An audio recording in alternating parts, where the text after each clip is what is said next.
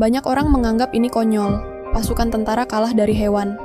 Namun cerita di baliknya lebih memilukan. Ini bukan tentang memusnahkan hewan, tapi tentang bagaimana perjuangan di tengah zaman Great Depression.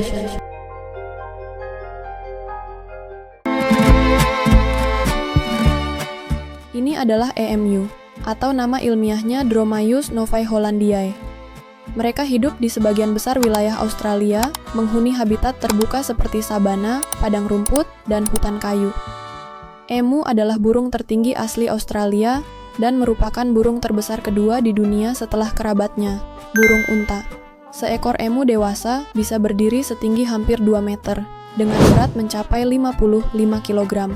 Bulu mereka terlihat unik, lebat dan kasar, seperti rambut, berwarna coklat keabu-abuan, yang memberikan kamuflase sempurna di lingkungan semak belukar Australia.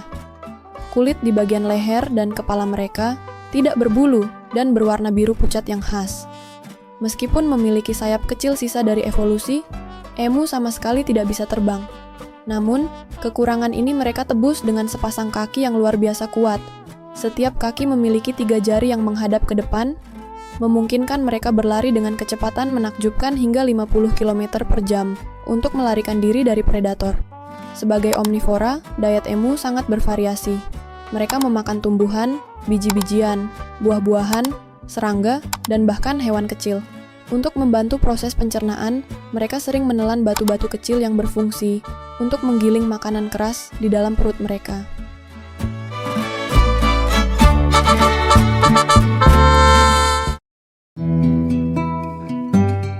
Bayangkan sebuah perang. Di satu sisi, ada tentara profesional yang dilengkapi dengan senapan mesin modern. Di sisi lain, ada sekawanan burung. Ini bukan fiksi ilmiah atau komedi. Ini adalah kisah nyata tentang salah satu konflik paling aneh dalam sejarah. Perang emu besar di Australia. Kisah ini dimulai pada akhir tahun 1932. Dunia sedang dicengkeram oleh depresi hebat. Di pelosok Australia Barat, para petani gandum sudah berjuang mati-matian untuk bertahan hidup. Harga gandum anjlok, hutang menumpuk, dan masa depan tampak suram. Seolah penderitaan mereka belum cukup, datanglah musuh yang tidak terduga. Sekitar 20.000 ekor emu, burung raksasa asli Australia, yang tidak bisa terbang, bermigrasi dari pedalaman menuju wilayah pesisir untuk mencari air dan makanan. Ladang-ladang gandum para petani yang subur tampak seperti surga bagi mereka. Kawanan emu ini bergerak seperti pasukan perusak. Mereka melahap hasil panen, merobohkan pagar-pagar pelindung, dan membiarkan hama lain seperti kelinci masuk dan memperparah kerusakan. Para petani, yang banyak di antaranya adalah veteran Perang Dunia Pertama, merasa putus asa. Mereka telah berjuang di medan perang Eropa, dan kini mereka kalah di tanah mereka sendiri oleh sekawanan burung. Dengan keluhan yang terus menumpuk, para petani meminta bantuan pemerintah. Anehnya, Menteri Pertahanan Australia saat itu, Sir George Pearce, mendengarkan mereka. Ia setuju untuk mengerahkan militer. Sebuah unit dari artileri kerajaan Australia dikirim ke medan perang, dipimpin oleh Mayor G.P.W. Meredith. Senjata mereka, 2 pucuk senapan mesin Lewis dan 10.000 butir amunisi.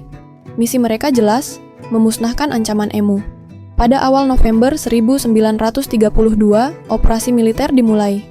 Para tentara, dengan keyakinan penuh, berangkat untuk menghadapi musuh mereka.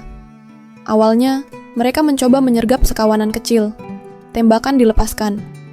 Namun, hasilnya jauh dari yang diharapkan. Emu-emu ini ternyata adalah lawan yang luar biasa tangguh.